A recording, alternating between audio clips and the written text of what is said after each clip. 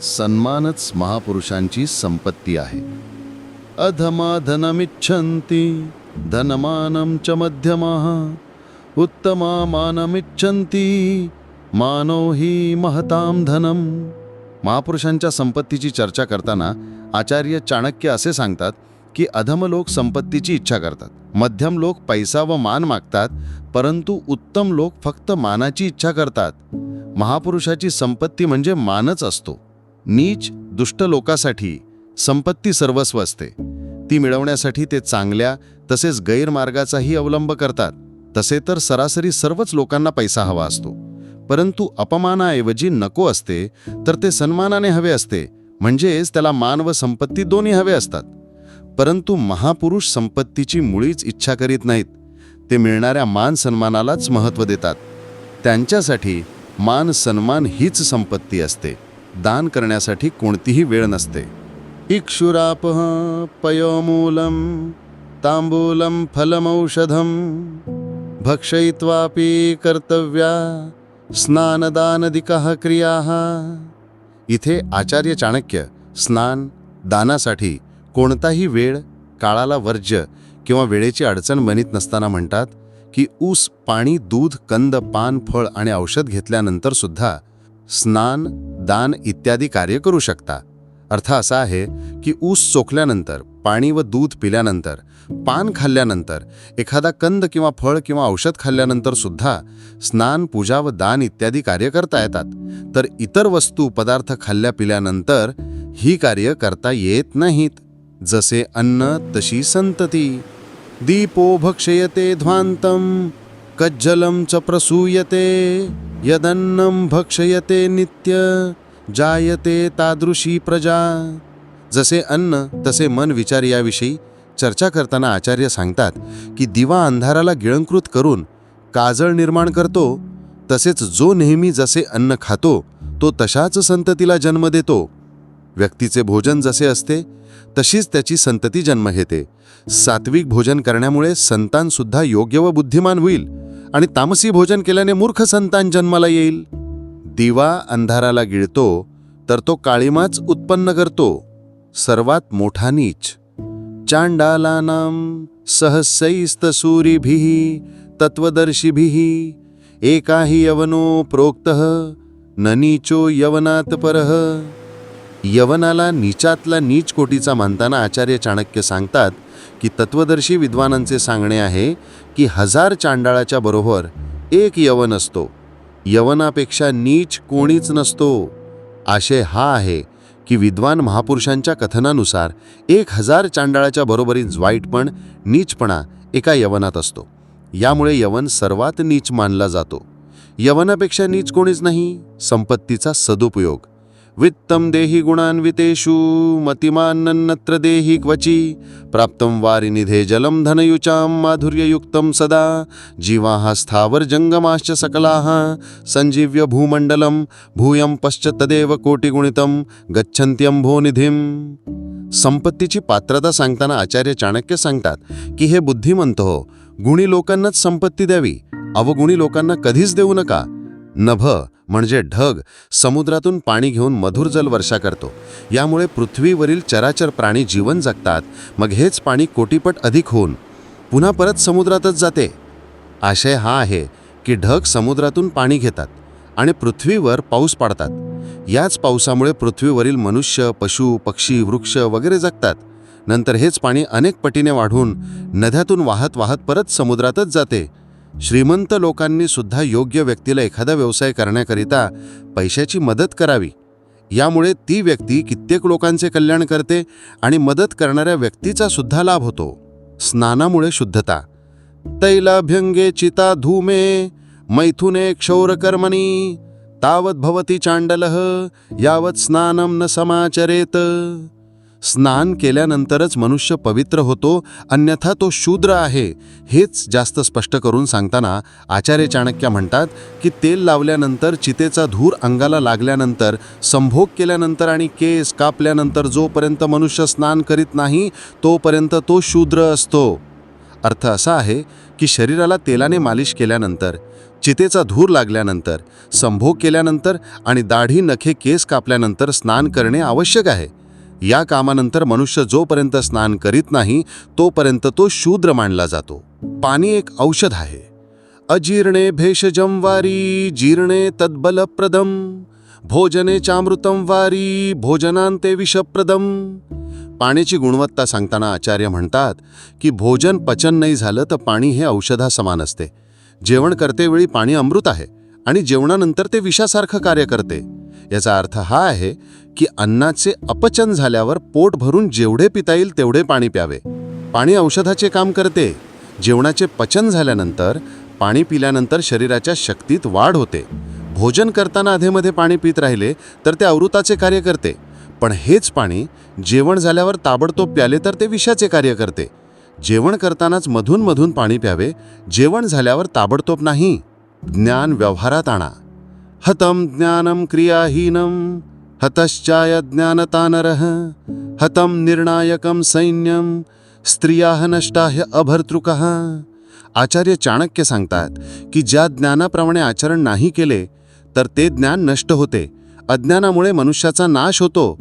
विना सेना सेना आणि विना पती स्त्री नष्ट होतात. अर्थ असा आहे की ज्ञान हे व्यवहारात आणले पाहिजे. असे नाही केले तर ते ज्ञान नष्ट होते. अज्ञानी मनुष्य विना सेनापती सैन्य आणि विनापती स्त्री नष्ट होतात. याला विडंबनात समजावे. वृद्धकाले मृता भार्या बंधुहस्तगतम धनम भोजनम च पराधीनम तिस्रपुंसा विडंबना. आचार्य चाणक्य म्हणतात की वृद्धापणी पत्नीचा मृत्यू, संपत्ती भाईबंधाच्या ताब्यात जाणे, भोजनासाठी परावलंबी असणे याला पुरुषाची विडंबना समजावी. अर्थ हा आहे की व्यक्तीच्या म्हातारपणी पत्नीचे निधन होणे ही मोठीच दुर्दैवी बाब आहे, कारण म्हातारपणी फक्त पत्नीच जोडीदार असते. संपत्ती भाईबंधाच्या ताब्यात गेली तर मनुष्य फक्त तडफडत राहतो. या प्रकारची अवहेलना व्यक्ती सहन करू शकते, पण भोजनासाठी विवश होणे, दुसऱ्यांच्या तोंडाकडे पाहणे या व्यवस्थेला काय म्हणावे. या 3 दुःखामुळे व्यक्तीचे जीवन दुर्धर होते. शुभ कार्य करा. नाग्निहोत्र विना वेदाः न च दानं विना क्रियाः न भावेन विना सिद्धी तस्मात् भावो हि कारणम. आचार्य चाणक्याचे कथन आहे की अग्निहोत्र यज्ञ याज्ञिकी यांच्याशिवाय वेदांचा अभ्यास निरर्थक आहे आणि दानधर्माशिवाय यज्ञसारखे शुभकार्य संपन्न होत नाही. त्याशिवाय यज्ञाची सांगता होऊच शकत नाही. परंतु जर दानाशिवाय केवळ श्रद्धेचा देखावा करून यज्ञ केला तर त्यामुळे कधीही अभिष्ट कार्य पूर्ण होत नाही. अर्थात महत्त्व मनुष्याच्या भावनेला असते. पवित्र भावनेने केलेल्या यज्ञामुळे मनुष्याला निश्चितपणे शुभलाभ होतो. म्हणून श्रद्धा ठेवूनच शुभ कार्य करावीत. आचार्य चाणक्य इथे श्रेष्ठ माणसाचे मोठेपणाचे महत्त्व सांगताना म्हणतात की देव लाकडातही राहत नाही आणि दगडातही राहत नाही. देवाचा वास मनुष्याच्या भावनेत असतो, त्याच्या हृदयात असतो. जर भावना असेल तर मूर्तीत देव आहे, नसता ते साधारण लाकूड पाषाण यापेक्षा वेगळे नाही. या प्रकारे निश्चित आहे की मूर्तीत देवतेची प्रतिष्ठेचा आधार भावना आहे. तेच भावनेचे मूलतत्व आहे. भावनेच परमेश्वर असतो, भावनेतच ईश्वर असतो.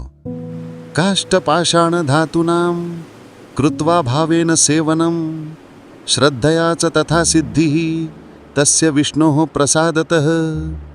इथे सुद्धा आचार्य चाणक्य भावनेला ईशप्राप्तीचे महत्त्वाचे साधन असे वर्णन करताना सांगतात की लाकूड, पाषाण किंवा धातूंच्या मूर्तीची सुद्धा भावना आणि श्रद्धेने उपासना केली तर ईश्वराच्या आशीर्वादाने सिद्धी मिळते. आशय असा आहे की जरी मूर्ती परमेश्वर नाही तरी सगळ्यात भावनेने व श्रद्धेने लाकूड, पाषाण किंवा एखाद्या धातूच्या मूर्तीची ईश्वराच्या रूपात पूजा करीत असेल तर ईश्वर त्याच्यावर नक्की प्रसन्न होतो. त्याला अगदी निश्चितपणे यश मिळते. भावनेतच परमेश्वर असतो. न देवो विद्यते काष्ठ न पाषाणे न मृण्यमे भावे ही विद्यते देवस्तस्माद् भावो की करणाम. 12. आचार्य चाणक्य म्हणतात की परमेश्वर न लाकडात आहे न मातीत ना तर मूर्तीत, तो केवळ भावनेत आहे. म्हणूनच भावनाच श्रेष्ठ आहे. अर्थात ईश्वर प्रत्यक्षात लाकूड, माती वगैरेच्या मूर्तीत नसतो, तो मनुष्याच्या भावनेत असतो. व्यक्तीची जशी भावना आहे तो ईश्वराला त्याच रूपात बघतो. म्हणून ही भावनाच सगळ्या विश्वाचा आधार आहे. शांतीच तपस्या आहे. शांतितुल्यम तपो नास्ति न संतोषात परम सुखम न तृष्ण्या परो व्याधिर न च धर्मो दयापरः. 13. महत्त्वाच्या साधनांची चर्चा करताना आचार्य म्हणतात की शांतीसारखी कोणतीच तपस्या नाही, समाधानापेक्षा मोठे सुख नाही, तहानपेक्षा मोठी व्याधी नाही आणि दयेपेक्षा मोठा धर्म नाही. अर्थात आपल्या मनाला व इंद्रियांना शांत समाधानी ठेवणे हीच मोठी तपस्या आहे. समाधान सर्वात मोठे सुख आहे. मनुष्याच्या इच्छा सर्वात मोठा रोग आहे. त्याचा काहीच इलाज होऊ शकत नाही. सर्वांवर दया करणे हाच सर्वात मोठा धर्म आहे. समाधान मोठी गोष्ट आहे. क्रोधो वैवस्वतो राजा तृष्णा वैतरणी नदी विद्या कामदुधाधेनुः संतोषोदनंदनम वनम. 14. आचार्य चाणक्य येथे क्रोध, तहान याची सापेक्ष विद्या व समाधानाची प्रतिकात्मक महत्ता सांगताना म्हणतात की क्रोध यमराजासारखा असतो, तृष्णा तहान वैतरणी नदी आहे, विद्या कामधेनूसारखी सर्व इच्छा पूर्ण करणारी आहे, समाधान परमसुखदायक नंदनवनासारखे आहे. अर्थ असा आहे की राग मनुष्याचा सर्वात मोठा शत्रू आहे. याला यमराजासारखेच भयंकर समजले पाहिजे. तहान अथवा इच्छा वैतरणी नदीसारख्या असतात. यांच्यापासून सुटका करून घेणे कठीण काम आहे. विद्या कामधेनूसारखे सर्व इच्छा पूर्ण करणारी आहे. समाधान परमसुखदायक नंदनवनासारखे आहे. यांच्यामुळे शोभा वाढते. गुणो भूषयते रूपम शीलम भूषयते कुलम सिद्धिर्भूषयते विद्याम भोगो भूषयते धमन. 15. येथे आचार्य शोभा वाढविणाऱ्या तत्वांची चर्चा करताना म्हणतात की गुण रूपांची शोभा वाढवितात, शील स्वभाव कुळाची शोभा वाढवितो, सिद्धी विद्येची शोभा वाढविते आणि भोग घेणे संपत्तीची शोभा वाढविते. अर्थात गुणवान व्यक्तीचे गुण हेच त्याचं सौंदर्य असते. चांगले आचरण कुळाचे नाव उज्ज्वल करून त्याची शोभा वाढविते. कोणतेही विद्येत निपुणता प्राप्त करूनच विद्येचे सार्थक होते. हीच विद्येची शोभा आहे. धनाचा भोग घेणे हीच धनाची शोभा आहे. दुर्गुण सद्गुणांना गिळंकृत करतात. निर्गुणस्य हतम रूपम दुःशीलस्य हतम कुलम असिद्धस्य हता विद्या अभोगस्य हतम धनम. 16. आचार्य चाणक्य दुर्गुणामुळे होणाऱ्या सद्गुणांच्या नाशाची चर्चा करताना सांगतात की गुणहीनाचे रूप, दुराचार्याचे कूळ आणि अयोग्य व्यक्तीचं शिक्षण नष्ट होते. धनाचा उपभोग नाही घेतला तर धन नष्ट होते. आशय असा आहे की व्यक्ती कितीही सौंदर्यवान असो, जर तो गुणवान नसेल तर त्याला सुंदर म्हणता येणार नाही. वाईट चाल वर्तणुकीची व्यक्ती आपल्या कुळाला बदनाम करते. अयोग्य व्यक्ती विद्येचा सदुपयोग करू शकत नाही. जी व्यक्ती आपल्या धनाचा उपभोग घेत नाही त्याची संपत्ती नष्ट झाली असेच समजा. यामुळेच असे म्हणतात की दुराचार्याचे कूळ, मूर्खाचे रूप, नालायकाची विद्या आणि भोग नसणाऱ्या संपत्तीचा नाश होतो. यांना शुद्ध माना. शुद्धम भूमिगतम तोयम शुद्धा नारी पतिव्रता शुचिही क्षेम करो राजा संतोषी ब्राह्मण शुचिही. 17. येथे शुद्धतेची चर्चा करताना आचार्य चाणक्य म्हणतात की भूमिगत पाणी शुद्ध असते, पतिव्रत स्त्री शुद्ध असते, प्रजेचे कल्याण करणारा राजा शुद्ध असतो आणि समाधानी ब्राह्मण शुद्ध असतो. अर्थ असा आहे की भूमीच्या पोटात असलेले पाणी, पतिव्रता स्त्री, प्रजेचं सुखदुःखाकडे लक्ष देणारा राजा आणि समाधानी असणारा ब्राह्मण स्वतः शुद्ध मानले जातात. दुष्ट गुणांचा दुष्ट प्रभाव. असंतुष्टा द्विजा नष्टा संतुष्टाश्च महीभूतः सलज्जा गणिका नष्टा निर्लज्जाश्च कुलांगना. 18. येथे आचार्य चाणक्य त्या दुर्गुणांची चर्चा करतात ज्याचा प्रभाव दुष्ट असतो. हे पाहिले असंतुष्ट ब्राह्मण व संतुष्ट राजाचा विनाश होतो. लाज बाळगणारी वेश्या आणि निर्लज्ज कुळातील चांगल्या कन्या नाश पावतात. आशय हा आहे की ब्राह्मणाने समाधानी असले पाहिजे. जो ब्राह्मण समाधानी नसतो त्याचा नाश होतो. राजाला संपत्ती व राज्याचा संतोष वाटला नाही पाहिजे. यामुळे संतुष्ट राहणाऱ्या राजाचा नाश होतो. वेश्याचा व्यवसायच निर्लज्जपणाचा आहे, म्हणून लाज बाळगणारी वेश्या नष्ट होते. गृहिणी, कुलवधू वा कोणत्याही घरातील लेकी सुना लज्जा बाळगणाऱ्या असणेच आवश्यक आहे. लज्जा हाच त्यांचा सर्वात मोठा अलंकार आहे. निर्लज्ज गृहिणींचा नाश होतो. विद्वानाची सर्वत्र जागी पूजा होते. किम कुलेन विशालेन केज विद्याहीनेज देहीनाम दुष्कुलम चापि विदुषी देवैरपि ही पूज्यते. 19. विद्वानाचा मोठेपणा महत्त्व सांगताना आचार्य सांगतात की विद्याच नसेल तर मोठ्या विशाल कुळाचं काय करावे. विद्वान नीच कुलातील असला तरी देवासारखा पूजनीय असतो, त्याची पूजा होते. अर्थ असा आहे की विद्वानाचा सन्मान होतो, खानदानाचा नाही होत.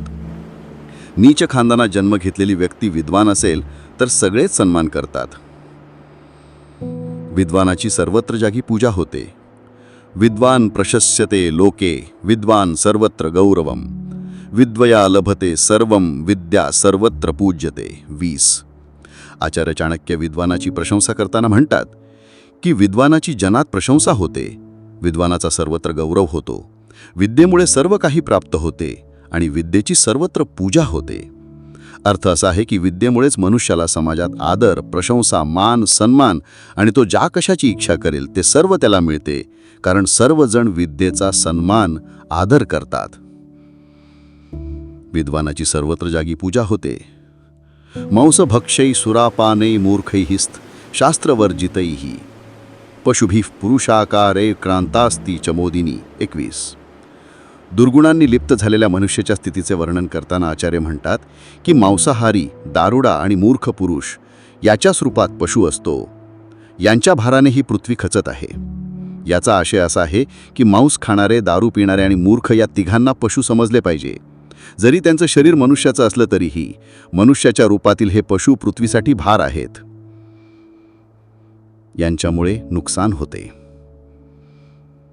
अन्न ही नो दहे दृष्टुम मंत्र ही नश्च ऋत्विजः यजमानम दान ही नो नास्त यज्ञ समो रिपुः.